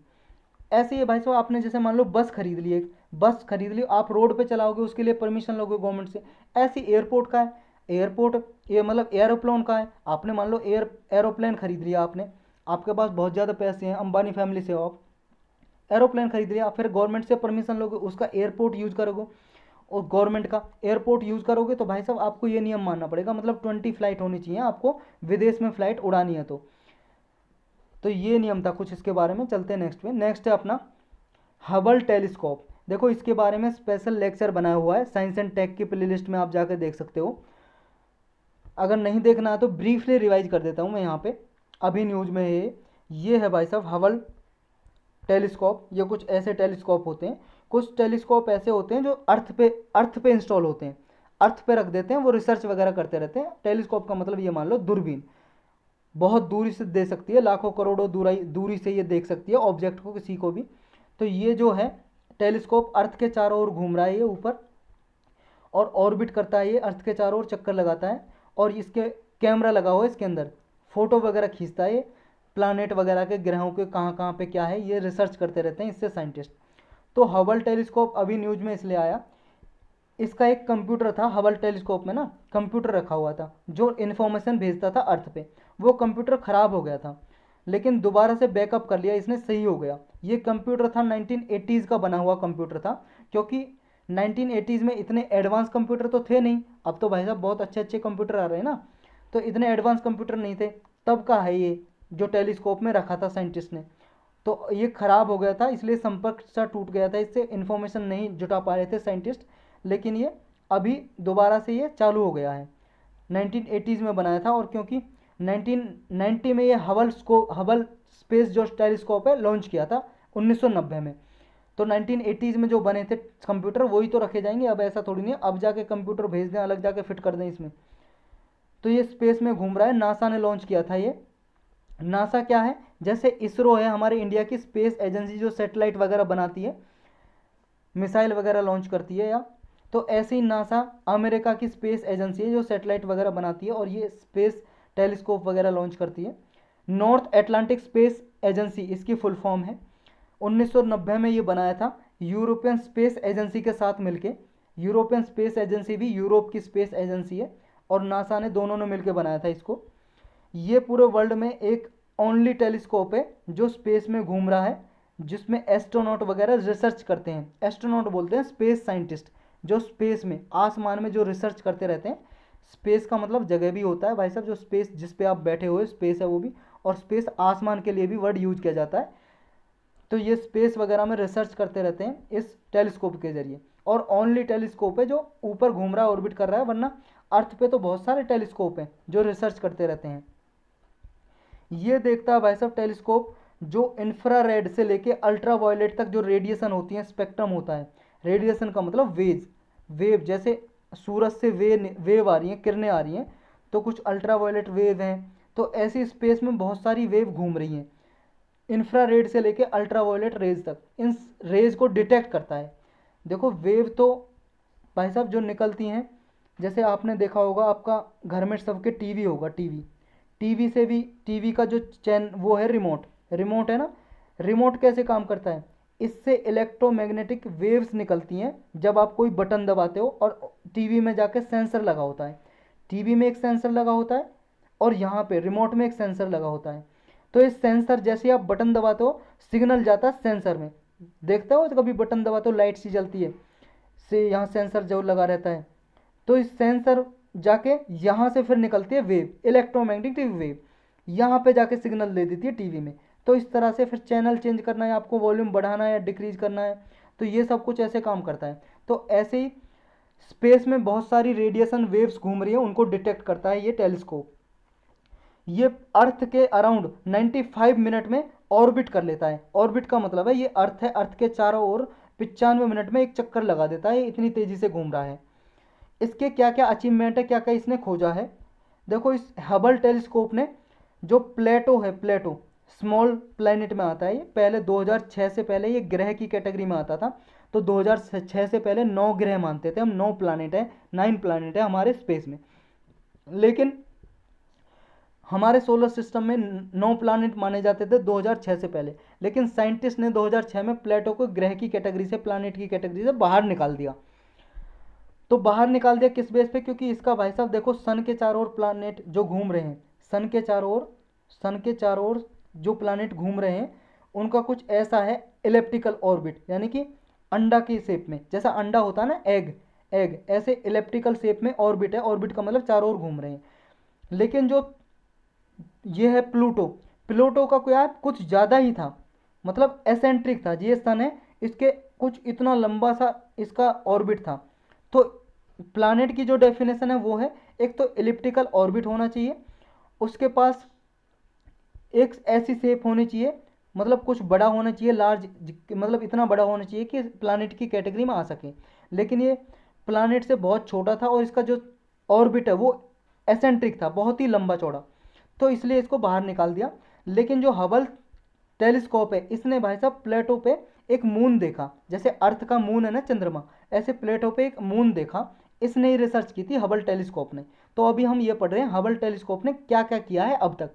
तो प्लेटो पे एक मून खोजा, ये देख सकते हो आप, ये भाई साहब ये है अपना सोलर सिस्टम, ये सन है, सन के चारों ओर ये ग्रह घूम रहे हैं, और इधर देखो ये नेपच्यून है, मरकरी, वीनस, अर्थ, मार्स, और ये एस्टेरॉइड बेल्ट है मार्स और जुपिटर के बीच में, और ये सैटर्न है, शनि ग्रह, यूरेनस, नेपच्यून के बाद में आता है प्लेटो। अब प्लेटो के बाद में जो है ये देखो आप, प्लेटो के, ये प्लेटो ग्रह हुआ, और प्लेटो के साइड में दिख रहा है ना छुटकू सा, छोटो सा, ये है प्लूटो का मून। ये खोजा किसने, किसने देखा पहली बार, हबल टेलीस्कोप ने देखा, हबल टेलीस्कोप ने। और क्या क्या रिसर्च की इसने, और रिसर्च की भाई साहब, एक एविडेंस देखा कि जो ब्लैक होल है हमारे गैलेक्सी में, हमारी गैलेक्सी में ब्लैक होल है, ये भी इसने ऑब्जर्व किया।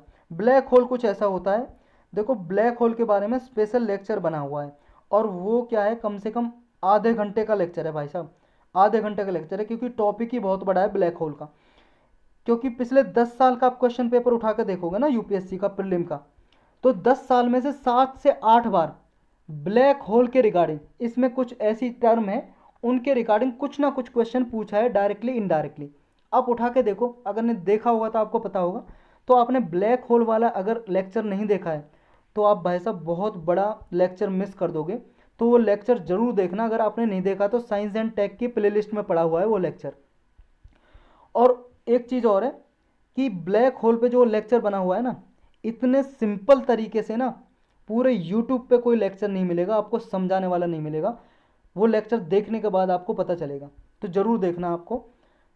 और ये एक तो ब्लैक होल खोजा, और क्या खोजा इस टेलीस्कोप ने, इस टेलीस्कोप ने ये भी देख खोजा कि जो डस्ट और गैस है, cloud of dust and gas, मतलब डस्ट और गैस के जो क्लाउड बने हुए, बादल बने हुए हैं स्पेस में, तो इनसे कैसे स्टार का बर्थ होता है।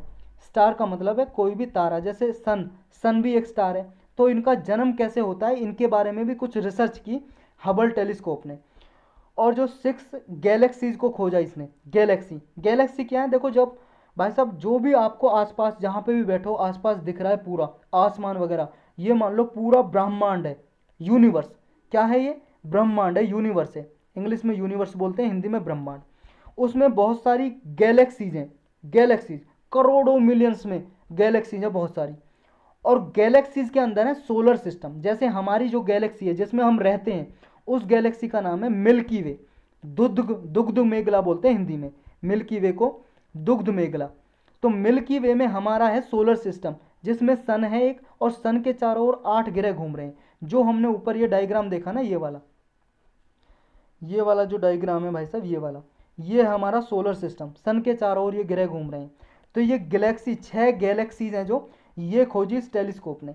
और जो ये ब्लैक होल है, हमारा स्मॉल कंसंट्रेशन है ब्लैक होल में, ये 11 फरवरी 2021 को खोजा था। ये हबल टेलीस्कोप में ऐसा तस्वीर लिया था, इसका कुछ ऐसा है, ऐसा देखा गया था। और एक चीज़ और याद रखनी है, कुछ दिन पहले एक रिसर्च आई थी, जो आपकी एक मैगजीन आती है, उस मैगजीन में आया था आर्टिकल। उसमें क्या है, ये लिखा था कि कोई भी जैसे स्टार है, स्टार जब ब्लैक होल से टकराता है, देखो स्टार ही जब बहुत सारी एज का हो जाता है ना, ये ब्लैक होल के लेक्चर में अच्छे से समझाया हुआ है मैंने।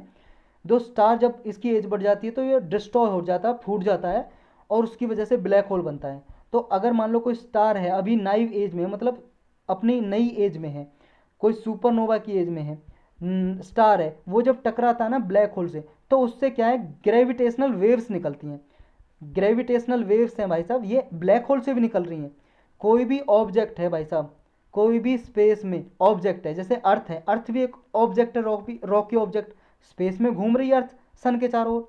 तो सबके पास ग्रेविटेशनल वेव्स होती हैं, यानी कि ग्रेविटेशनल फोर्स होती है सबके पास, और उससे निकलती है ग्रेविटेशनल वेव्स, मतलब गुरुत्वाकर्षण किरणें, किरणें हिंदी में बोलेंगे गुरुत्वाकर्षण किरणें।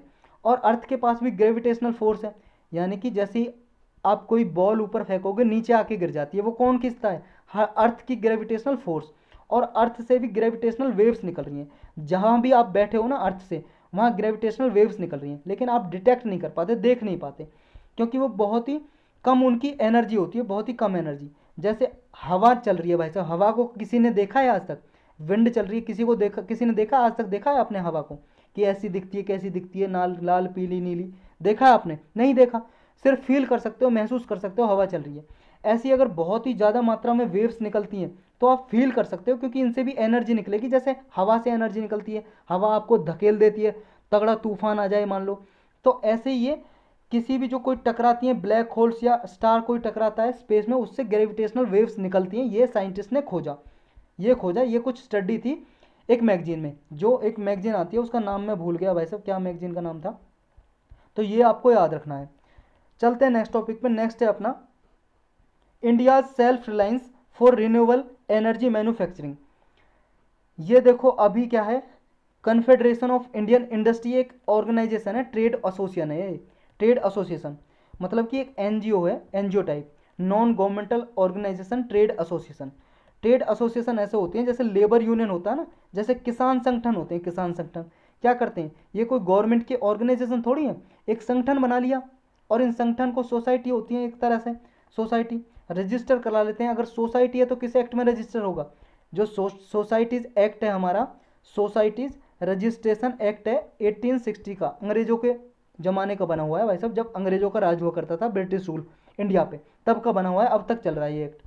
तो इसमें सोसाइटी बनानी तो इसमें रजिस्टर कर देते हैं। अगर कोई एनजीओ बनानी है तो वो पब्लिक ट्रस्ट एक्ट है, public trust act, public trust की स्पेलिंग तो जानते हो ना, पब्लिक और ये ट्रस्ट, विश्वास वाला trust, TRUST, public trust act है 1950 का, 1950 का। तो इस एक्ट में एनजीओ रजिस्टर कराते हैं। तो ये सोसाइटी की तरह ही होती है ट्रेड एसोसिएशन। तो ये ट्रेड एसोसिएशन क्या होती है, जैसे किसान संगठन होते हैं, किसानों के भलाई के लिए काम करते हैं, मतलब किसानों की जो बात है गवर्नमेंट के पास रखते हैं। ऐसे ही ये जो ट्रेड वगैरह व्यापारी होते हैं उनकी बात गवर्नमेंट तक पहुंचाती हैं ये एसोसिएशन। तो ये कब बनी थी कन्फेडरेशन ऑफ इंडियन इंडस्ट्री, ये भाई साहब आज़ादी से पहले की बनी हुई है, 1895 की, 1895 की बनी हुई है। तो इसने अभी क्या है रिसेंटली एक मीटिंग बुलाई, एक तरह से ऑर्गेनाइज की, कॉन्फ्रेंस मीटिंग बुलाई आत्मनिर्भर भारत पे। आत्मनिर्भर भारत का मतलब है सेल्फ रिलायंस, किसके लिए, रिन्यूएबल एनर्जी मैन्युफैक्चरिंग के लिए, कि जो भी हम रिन्यूएबल एनर्जी मैन्युफैक्चरिंग करते हैं उसके लिए हम आत्मनिर्भर हों, कि जो भी कंपोनेंट चाहिए, जैसे सोलर पैनल चाहिए, आपने देखा होगा ना, ये प्लेट्स ही होती हैं नीली नीली सी, छत पे लगी होती हैं कहीं पे, जिनसे सोलर एनर्जी बनती है, सूरज की किरणों से बिजली बनाते हैं। तो इनके जितनी भी मैन्युफैक्चरिंग हो रही है हमारी कंट्री में हो, हमारी कंट्री में हो सब कुछ। आत्मनिर्भर भारत के लिए एक कॉन्फ्रेंस ऑर्गेनाइज की इसने, ताकि जो रिन्यूएबल एनर्जी है, सूर्य ऊर्जा है या विंड से एनर्जी बन रही है, ये हमारी कंट्री में ज़्यादा से ज़्यादा प्रमोट हो। तो इसमें ये भी देखा गया कि इंडिया क्या है, जो एनर्जी ट्रांजिशन में वर्ल्ड लीडर की तरह इमर्ज हो रहा है, वर्ल्ड लीडर की तरह पूरे विश्व में, मतलब एक तरह से लीडर की तरह इमर्ज हो रहा है सोलर एनर्जी में या रिन्यूएबल एनर्जी में। रिन्यूएबल एनर्जी में one of the fastest rate से ग्रोथ कर रहा है इंडिया। और इंडिया ने प्लेज भी की हुई है, प्रतिज्ञा की हुई है कि जो पेरिस में COP21 हुई थी ना, अभी COP21 क्या है, देखो UNFCCC का लेक्चर आपने देखा होगा, इन्वायरमेंट की प्लेलिस्ट में पड़ा हुआ है, पूरा डिटेल से देखना है तो वहाँ देखना। ये UNFCCC एक डॉक्यूमेंट है जो 1992 में अर्थ समिट से निकल के आया। एक ये मान लो ऑर्गेनाइजेशन ही है, एजेंसी है। तो इसकी मीटिंग होती है हर साल, जिसको बोलते हैं कॉन्फ्रेंस ऑफ पार्टी। तो इसकी 21 मीटिंग हुई 21वीं 2015 में, 2015 में मीटिंग हुई 2015 में, 2015 में मीटिंग हुई पेरिस में, फ्रांस की कैपिटल में। वहाँ पे ग्रीन हाउस गैस इमिशन को कैसे कम करना है, सबने टारगेट रखे अपने अपने मर्जी से, जिनको बोला intended nationally determined contribution, intended national determined contribution. तो अपनी मर्जी से किसी भी कंट्रीज को अपनाना था कि ये टारगेट क्या रखेंगे। तो इंडिया ने भी टारगेट रखा, इंडिया ने रखा 2030 तक आते आते हम जो 40% तक पावर जो जनरेशन करेंगे वो नॉन फॉसिल फ्यूल से जनरेशन करेंगे। नॉन फॉसिल फ्यूल से मतलब, फॉसिल फ्यूल होता है जीवाश्म ईंधन, जिसमें कोल वगैरह, कोयला आता है, पेट्रोल डीजल आते हैं, कि जो अभी हमारे इंडिया में जो बिजली बनाई जाती है 60% से ज़्यादा जो बिजली है कोयले से बनती है, और उससे भी ज़्यादा। तो जितनी कोयले से बिजली बनती है भाई साहब, जो थर्मल पावर प्लांट होते हैं कोयला यूज़ करते हैं, कोल, कि हम इनको ना यूज करते हो, हम सोलर एनर्जी या विंड एनर्जी यानी कि रिन्यूएबल एनर्जी से बनाएंगे कम से कम 40% की जो बिजली यूज होती है हमारे इंडिया में 2030 तक, ये टारगेट रखा। और 2030 तक हम 450 की रिन्यूएबल एनर्जी की कैपेसिटी अचीव कर लेंगे, ये टारगेट रख रखा है 450 गीगावाट का। ये टारगेट है भाई साहब नेशनल सोलर मिशन में, नेशनल सोलर मिशन है उसका भी पार्ट है ये टारगेट। ये लॉन्च किया था national solar mission, national action climate change, एक national action plan for climate change, ये अडॉप्ट किया था इंडिया ने 2008 में। ये भी बहुत बार पूछा हुआ है इसके बारे में रिगार्डिंग कुछ इन्फॉर्मेशन, यूपीएससी ने भी, और आपके जो पीसीएस के एग्जाम है वो भी पूछ लेती है। वो तो सिर्फ इतना पूछ लेते हैं जो स्टेट के पीसीएस हैं कि national action plan for climate change कब अडॉप्ट किया था, 2008 में अडॉप्ट किया था। तो इसमें ये बहुत सारे प्लान बनाए थे, जैसे 8 प्लान थे इसमें, 8, national solar mission, national water mission हो गया, या आपका एग्रीकल्चर के लिए सस्टेनेबल एग्रीकल्चर के मिशन, हिमालय को प्रोटेक्ट करने के लिए मिशन, ऐसे कुछ मिशन थे 8। तो उनमें एक ये भी था कि सोलर एनर्जी डेवलप की जाएगी, उसके अंदर रिन्यूएबल एनर्जी 450 गीगावाट का टारगेट रख दिया। पहले तो कम था ये, बाद में बढ़ा दिया है। और क्या क्या है गवर्नमेंट ने क्या है, एक दीनदयाल उपाध्याय ग्राम ज्योति योजना स्कीम है, जिसके जरिए बिजली घरों को तक, विलेज एरियाज में हर एक गाँव में बिजली पहुँचाई जाती है इसके जरिए। और एक स्कीम है सौभाग्य स्कीम, इसके अंदर भी बिजली दी जाती है, घरों तक कनेक्शन पहुँचाया जाता है। इसमें लगभग जो कोविड-19 के दौरान भी इंडिया ने लगभग 200 गीगावाट तक रिन्यूएबल एनर्जी हासिल कर ली है हमारे इंडिया में। तो इंडिया ने और भी स्टेप लिए हैं, जैसे ग्रीन हाइड्रोजन और ग्रीन अमोनिया के लिए भी एक तरह से ये स्टेप ले रहा है, और वर्ल्ड लीडर इमर्ज हो सकता है इंडिया। जो दीनदयाल उपाध्याय ग्राम ज्योति योजना है, स्कीम क्या है, देखो इसका नाम पहले राजीव गांधी ग्रामीण विद्युतीकरण योजना था। अर्सवाइल का मतलब होता है पहले, पहले ये नाम था इसका, अर्लियर, अर्सवाइल का मतलब अर्लियर या पहले, लेकिन बाद में इसका नाम बदल के रख दिया दीनदयाल उपाध्याय ग्राम ज्योति योजना स्कीम। तो ये घरों तक बिजली पहुंचाती है, इसका ऑब्जेक्टिव यही है कि सारे विलेज में, मतलब सारे गांव तक बिजली पहुंचाना है, इसका ये टारगेट है, इलेक्ट्रिफिकेशन करना है कि सफिशिएंट पावर हो। ये भी करना है कि फीडर का सेपरेशन करना है, फीडर का सेपरेशन करना है, मतलब जो पोल गड़े रहते हैं ना बिजली के, पावर पोल, खंबे बिजली के, तो क्या है, एक तो लाइन ऐसी होगी जो घरों तक, गांवों तक, विलेज एरिया तक बिजली जाए, और एक लाइन ऐसी होगी बिजली के तारों की जो फार्मर तक जाए, किसानों तक। मतलब भाई साहब किसान के खेत तो जंगलों में होते हैं ना, जंगलों तक लाइन जाए, तो जिनके खेत हैं खेतों तक लाइन जाए, पहुंचाई जाए बिजली। तो सेपरेट किया जाएगा, किसानों के लिए अलग लाइन होगी और घरों के लिए अलग लाइन होगी, कंज्यूमर के लिए। नेक्स्ट इसमें सब ट्रांसमिशन भी किया जाएगा, मतलब छोटे छोटे डिस्ट्रीब्यूशन के सेंटर बनाए जाएंगे ताकि जो क्वालिटी इंप्रूव हो सके सप्लाई की, क्योंकि बिजली ट्रांसफ़र करने में भाई साहब बहुत सारी बिजली का तो लॉस हो जाता है, तो वो लॉस को बचाया जाए। मीटरिंग लगाई जाए, मीटरिंग की जाए, घरों में मीटर, स्मार्ट मीटर लगाए जाएं जिससे लॉस हो सके कि जो घरों में चोरी कर लेते हैं लोग, बिजली की चोरी ना हो सके। इसमें जो इम्प्लीमेंट करती है इस योजना को वो है रूरल इलेक्ट्रिफिकेशन कॉरपोरेशन लिमिटेड। ये कॉरपोरेशन है, ये इसको इम्प्लीमेंट करती है, लागू करती है इस दीनदयाल उपाध्याय योजना को। एक है सौभाग्य स्कीम, जिसको बोलते हैं सौभाग्य स्कीम या प्रधानमंत्री सहज बिजली हर घर योजना। इसमें घरों तक बिजली पहुंचाई जाती है, सितंबर 2017 में लॉन्च की थी और सभी हाउस होल्ड को 2018 तक इलेक्ट्रीफाई कर दिया है। मतलब ऐसे घर जो विलिंग होम्स हैं, विलिंग का मतलब जो अपने घरों में बिजली लगवाना चाहते हैं, उनके सबके घरों में मुफ्त में गवर्नमेंट ने बिजली पहुंचा दिया भाई साहब, मुफ्त में लगा दिया बिजली। उन्हें बिल तो भरना ही पड़ेगा लेकिन बिजली का कनेक्शन तो मुफ्त में दे दिया ना, फ्री में कनेक्शन लगा दिया है जो लगवाना चाहते हैं। अब जो नहीं लगवाना चाहते उनकी बात अलग है, लेकिन जो लगवाना चाहते हैं उनके घरों तक तो पहुंचा दिया सबके घरों में। 31 मार्च 2019 तक का टारगेट ये रखा था। तो आज के लेक्चर में इतना ही था। एक टॉपिक और था, एडजमेंट मोशन। एडजमेंट मोशन देखो उसके लिए स्पेशल लेक्चर बना रखा, पॉलिटी की प्लेलिस्ट में जाके आप देख सकते हो एडजमेंट मोशन के बारे में। ये न्यूज़ में इसलिए आया, हम शॉर्टकट में डिस्कस कर लेते हैं।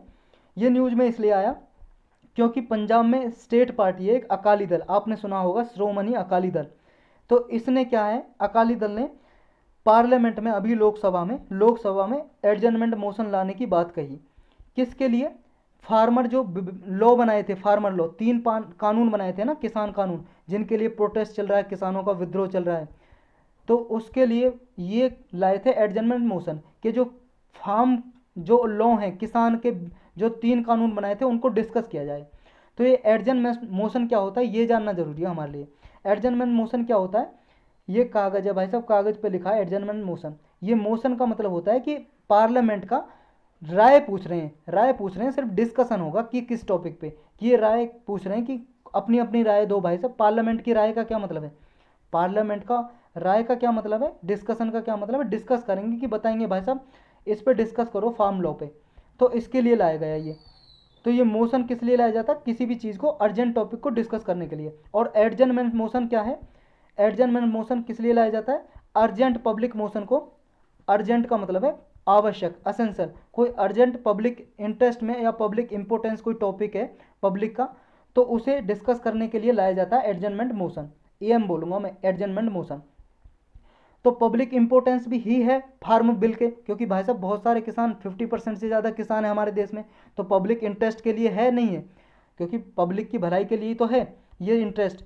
तो ये इसलिए डिस्कस किया जा रहा है एडजमेंट मोशन। और एक बात याद रखनी है, इसलिए लाया जाता है एडजमेंट मोशन कि इसका टारगेट ये रहता है कि गवर्नमेंट के सेंसर किया जाए। सेंसर का मतलब होता है गवर्नमेंट की निंदा, डिसरेस्पेक्ट किया जाए। और जब गवर्नमेंट की सेंसर किया जाता है तो इसका मतलब ये सिर्फ लोकसभा में इंट्रोड्यूस किया जा सकता है, मतलब लोकसभा में लाया जा सकता है, राज्यसभा में ये नहीं लाया जा सकता, समझ गए? सिर्फ लोकसभा में लाया जाता है एडजमेंट मोशन। और इसे लाने के लिए 50 मेंबर की सपोर्ट चाहिए। जैसे ये पार्टी ला रही है शिरोमणि अकाली दल, तो 50 मेंबर पार्लियामेंट में यानी कि लोकसभा में 50 सदस्य हैं जो एमपी इसे सपोर्ट करेंगे, तो तभी स्पीकर हैं जो लोकसभा के अध्यक्ष उसे परमिशन देंगे, हाँ अब आप मोशन ला सकते हो, आपके पास 50 मेंबर की सपोर्ट है, तो तब लाया जाता है। और एक चीज़ याद रखनी है, जब एडजमेंट मोशन लाया जाता है तो एडजमेंट मोशन में कोई भी ऐसा टॉपिक डिस्कस नहीं किया जाता जो पहले डिस्कस किया जा चुका है। मतलब कि पार्लियामेंट में सेम सेशन में मान लो अभी सेशन चल रहा है पार्लियामेंट का, उस सेशन में पहले डिस्कस किया जा चुका, तो तब ये दोबारा उसी सेशन में दोबारा उसके लिए एडजमेंट मोशन नहीं लाया जाएगा। नेक्स्ट कैटेगरी ये है कि मान लो कोई और मोशन ला रहा है, एडजमेंट मोशन के अलावा बहुत सारे मोशन और भी हैं हमारे पार्लियामेंट में, तो कोई और मोशन पे कोई डिस्कस चल रहा है वो टॉपिक, तो वो टॉपिक और मोशन पे डिस्कस किया जा रहा है, तो एडजमेंट मोशन पे वो डिस्कस नहीं किया जाएगा। नेक्स्ट एक ये है कैटेगरी कि एडजमेंट मोशन में क्या है, ये भी होता है कि एडजमेंट मोशन में कि पब्लिक इंटरेस्ट यानी कि जो पब्लिक इंपोर्टेंस है जिसकी, वो ही डिस्कस किया जाता है, और फैक्चुअल डेटा कुछ होना चाहिए जब भी डिस्कस किया जाता है, ये तभी लाया जाता है। तो कुछ ये कंडीशन होती हैं एडजमेंट मोशन की, समझ गए? तो ये आप एक बार पूरा डिटेल में देख लेना एडजर्नमेंट मोशन पे, या तो आप लक्ष्मीकांत उठाना उसमें से पढ़ लेना एडजर्नमेंट मोशन के बारे में, या पॉलिटी की प्लेलिस्ट में एडजर्नमेंट मोशन और सेंसर मोशन में क्या फ़र्क है इनके ऊपर लेक्चर बना हुआ है, तो वो देख लेना आप। तो अब टॉपिक तो हमारे ख़त्म हुए, काफ़ी लंबा लेक्चर हो गया आज। अब हम क्वेश्चन करेंगे, क्वेश्चन कर लेते हैं, चलो कर ही लेते हैं। पहला टॉपिक दिया है अनलॉफुल एक्टिविटीज़ प्रिवेंशन एक्ट है जो 1967 में बना था, जिसमें अमेंडमेंट किए थे 2019 में, और तब से ये न्यूज़ में है। तो मोस्ट प्रोबेबली हो सकता है क्वेश्चन आ जाए इसके बारे में। तो कुछ स्टेटमेंट दी हुई हैं, आपको बताना है करेक्ट स्टेटमेंट कौन सी है इसके रिगार्डिंग। पहली स्टेटमेंट बोल रही है कि इसमें क्या है, टेररिस्ट एक्ट और एक्टिविटीज़ के लिए पनिशमेंट दी जाती है। इस एक्ट में क्या है, कोई आतंकवादी गतिविधि होती है उसके लिए सजा दी जाती है इस एक्ट के जरिए, इस कानून के जरिए। नेक्स्ट कह रहा है उसके लिए दी जाती है, मान लो कोई ऐसे एक्ट कर रहा है, कोई मान लो कोई ऐसा काम कर रहा है जिसकी वजह से इंडिया की सिक्योरिटी या फिर इकोनॉमिक सिक्योरिटी को खतरा हो सकता है, तो उसे सजा दी जा सकती है इस एक्ट के जरिए। नेक्स्ट कह रहा है कि मान लो कोई टेररिस्ट पर्पज के लिए फंडिंग कर रहा है या फिर मनी लॉन्ड्रिंग का केस कर रहा है, तब भी इस एक्ट में सजा दी जा सकती है किसी आदमी को। मनी लॉन्ड्रिंग का मतलब होता है ऐसा प्रोसेस जिसके जरिए ब्लैक मनी को वाइट मनी में कन्वर्ट किया जाए, समझ रहे हो। ब्लैक मनी मतलब काला धन, जो इलीगल तरीके से, गलत तरीके से धन कमाया है, या आपने टैक्स नहीं भरा, टैक्स भरना था टैक्स नहीं भरा, और टैक्स किसी मामले से आपने मतलब रख लिया, गवर्नमेंट को पे नहीं किया, वो भी ब्लैक मनी हो जाएगी। तो ब्लैक मनी को फिर दूसरे रास्तों से आप मान लो वाइट मनी में कन्वर्ट कर रहे हो, वही होता है प्रोसेस मनी लॉन्ड्रिंग का। तो ऐसा कुछ करता है तो इसके रिगार्डिंग आपको सजा हो सकती है क्या इस कानून के जरिए, एक्ट के जरिए। तो आपको बताना है करेक्ट कौन सा है, 1 2 1 3 1 ओनली या फिर ऑल ऑफ दी अबव। देखो जी डी आंसर सही है इसका, all of the above correct है। नेक्स्ट हमारा है एक आई कैन, एक आई कैन ये क्या है ये बताना है इसके regarding. International campaign to abolish nuclear weapons, एक कैंपेन है, अंतर्राष्ट्रीय अभियान जो न्यूक्लियर वीपन्स हैं, नाभिकीय हथियार, एटम बम वगैरह, हाइड्रोजन बम वगैरह, इनको अबॉलिश करना। अबॉलिश का मतलब है रिमूव, रिमूव करना, हटाना, डिस्ट्रॉय करना, इसका मेन टारगेट है इस कैंपेन का। तो इसके रिगार्डिंग आपको करेक्ट स्टेटमेंट बतानी है कौन सी है। पहली स्टेटमेंट बोल रही है कि ये आई कैन जो है एक स्पेशलाइज एजेंसी है यूनाइटेड नेशन की, यूनाइटेड नेशन की स्पेशलाइज एजेंसी है जो न्यूक्लियर वीपन्स और ट्रीटी को इफेक्ट में लाने के लिए काम करती है। नेक्स्ट कह रहा है इसको नोबल पीस प्राइज भी मिल चुका है आई कैन को। नेक्स्ट कह रहा है कि इंडिया इसका मेंबर नहीं है आई कैन का। आपको बताना है करेक्ट कौन सा है, 1 2 2 ओनली, 2 3 या 1 3। देखो पहला बिल्कुल गलत है, ये यूनाइटेड नेशन की कोई स्पेशलाइज एजेंसी नहीं है, ये एक इंटरनेशनल सोसाइटी है।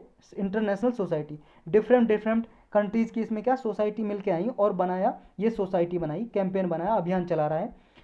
ये काम इसलिए करती है कि ताकि जो न्यूक्लियर वीपन से हथियार हैं इनको डिस्ट्रॉय किया जा सके, क्योंकि ये भाई साहब एक बार कहीं कंट्री में डाल दिया पूरी कंट्री को भी तहस महस कर सकता है, डिस्ट्रॉय कर सकता है। तो इसका टारगेट यही है, इनको ख़त्म करवाना। इंडिया इसका मेंबर नहीं है, ये बिल्कुल करेक्ट है। तो दोनों करेक्ट हैं। इसको नोबल पीस प्राइज़ भी मिल चुका है, नोबल पीस प्राइज़, शांति का नोबल प्राइज़ पुरस्कार। और पीस प्राइज़ कौन देता है, नोबल। पूरे वर्ल्ड में सबसे बड़ा प्राइज़ समझा जाता है नोबल, 6 कैटेगरी में दिया जाता है, 6 कैटेगरी में। जिसे कौन देती है, नॉर्वे और स्वीडन एक कंट्री है। कहाँ पे है देखना है आपको, ये देख लो नॉर्वे स्वीडन, यार बड़ा क्यों नहीं हो रहा, ये भाई साहब ये अपना यूरोप, यूरोप में देखो इधर आपको दिखाई दे रहा होगा, ये नॉर्वे, ये स्वीडन, यहाँ पे यूनाइटेड किंगडम है जिसने हम पे राज किया था ब्रिटिश गवर्नमेंट। ये नॉर्वे स्वीडन की एक अकेडमी है, संस्था है, वो देती हैं। नोबल, नोबल नाम का एक आदमी था, उसने अपना सारा धन दे दिया था मरने के बाद कि एक ऐसा अवार्ड सेटअप किया जाए इंटरनेशनली, कोई अच्छा काम करे या कोई रिसर्च करे ऐसी, उसके लिए दिया जाए। तो नोबल पीस प्राइज़ दिया गया इस संस्था को, और ये 6 कैटेगरी में दिया जाता है। 6 कैटेगरी कौन कौन सी हैं, 6 कैटेगरी आप याद रख सकते हो, फिजिक्स, केमिस्ट्री और मेडिसिन में दिया जाता है, और आपका दिया जाता है नोबल पीस प्राइज़ और इकोनॉमिक्स में दिया जाता है। और एक और है आपका, कौन सा है, फिजिक्स हो गया, केमिस्ट्री हो गया, मेडिसिन हो गया, एक इकोनॉमिक्स हो गया, और एक पीस हो गया। एक कैटेगरी और है भाई साहब, मेरे याद नहीं आ रही है, कैटेगरी सर्च करके देख लेना गूगल पे, 6 कैटेगरी में दिया जाता है ये, अभी ध्यान से उतर गया। नेक्स्ट क्वेश्चन है, आपको ये बताना है, state government raise their own fund largely through taxes on liquor, property, road and vehicle. Correct statement बतानी है कि जो स्टेट गवर्नमेंट है, सरकार है जो स्टेट की, वो जो अपना टैक्स, जो टैक्स कलेक्ट करती है जो शराब है, शराब पे टैक्स लगाती है, प्रॉपर्टी पे, रोड पे टैक्स लगाती है, व्हीकल पे टैक्स लगाती है, जो वाहन खरीदते हो आप, जैसे मोटर बाइक खरीदी या कार खरीदी, इन पे टैक्स लगाती है स्टेट गवर्नमेंट, उससे पैसा रेज करती है, फंड रेज करती है स्टेट गवर्नमेंट। क्या ये सही है? नेक्स्ट कह रहा है उत्तर प्रदेश, लार्जेस्ट पॉपुलेशन है उत्तर प्रदेश में, और सबसे ज़्यादा जो सेंट्रल गवर्नमेंट का टैक्स का कलेक्शन आता है वो उत्तर प्रदेश से ही आता है। तो यह सही है क्या? आपको बताना 1 करेक्ट, 2 या दोनों करेक्ट, दोनों गलत। देखो दूसरा बिल्कुल इनकरेक्ट है। अब ज़्यादा पॉपुलेशन है तो इसका मतलब ये नहीं है कि टैक्स भी वो देंगे। अब मान लो गरीब हैं, इतनी उनकी मतलब वो ही नहीं है, उनकी इनकम ही नहीं है जितना टैक्स के दायरे में आए, समझ रहे हो? तो वो टैक्स सबसे ज़्यादा देने के चांसेस नहीं होते क्योंकि गरीब पॉपुलेशन है उत्तर प्रदेश में। तो सबसे ज़्यादा टैक्स कहाँ पे देते हैं? महाराष्ट्र में, उसके बाद दिल्ली में, उसके बाद कर्नाटक में, उसके बाद तमिलनाडु में, उसके बाद गुजरात में। ये 5 स्टेट मिला के 72 से 75% तक टैक्स देते हैं सेंट्रल गवर्नमेंट को। तो दूसरा गलत है और पहला बिल्कुल सही है, यानी कि ए आंसर हमारा करेक्ट हो जाएगा। समझ गए? तो ये था। इसमें चलते हैं नेक्स्ट पे। नेक्स्ट आपको बताना है प्रेसिडेंट क्या है? जो काउंसिल ऑफ मिनिस्टर है या पीएम, उसकी एडवाइस पे बाउंड होते हैं, यानी कि बाध्यकारी है। जो एडवाइस देंगे प्राइम मिनिस्टर और काउंसिल ऑफ मिनिस्टर माननी ही पड़ेगी। ये कौन सी प्रोविजन में दिया हुआ है, कहाँ पे दिया हुआ है? ये सुप्रीम कोर्ट ने अपने एक ऑर्डर में बोला था क्या? मतलब legal president by set by supreme court, मतलब सुप्रीम कोर्ट ने ऐसा रूल वगैरह बनाया हुआ है क्या? या हमारे कॉन्स्टिट्यूशन में है, कॉन्स्टिट्यूशनल प्रोविजन है, ये हमारे संविधान में है क्या? या कन्वेंशन की हुई है, कन्वेंशन, या फिर जो आरपीए एक्ट है हमारा, representation people of India act, उसमें दिया गया है क्या ये प्रोविजन? ये भाई साहब कॉन्स्टिट्यूशन में दिया हुआ है, आर्टिकल 74। ये कहता है कि president president shall act on the advice of council of minister headed by prime minister.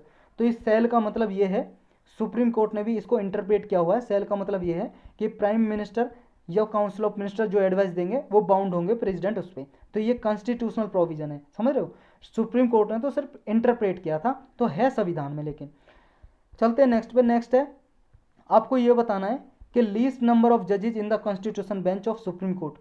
Supreme court में मान लो जब कोई कॉन्स्टिट्यूशन बेंच बैठती है, कॉन्स्टिट्यूशनल बेंच का मतलब ये होता है कि बेंच का मतलब ये है कुछ जज बैठेंगे और कॉन्स्टिट्यूशन के रिगार्डिंग कोई डिसीजन लेना है। मान लो कोई ऐसा केस आ गया कि वहाँ पे कॉन्स्टिट्यूशन को इंटरप्रेट करना है, कि किसी प्रोविजन को, कॉन्स्टिट्यूशन के किसी आर्टिकल को, अनुच्छेद को, उसका अर्थ निकालना है कि इसका मतलब क्या होगा। तो कॉन्स्टिट्यूशन के रिगार्डिंग जब जज बैठेंगे तो कम से कम कितने जज बैठेंगे जब कॉन्स्टिट्यूशन के रिगार्डिंग कोई डिसीजन लेंगे? 2, 3, 5 या 7? सही आंसर है 5। कम से कम 5 जज, लीस्ट नंबर, कम से कम 5 जज होंगे कॉन्स्टिट्यूशनल बेंच में, 5 या उससे ज़्यादा भी बैठ सकते हैं। तो ये था 5वां क्वेश्चन और इसी के साथ हमारे लेक्चर की समाप्ति की घोषणा।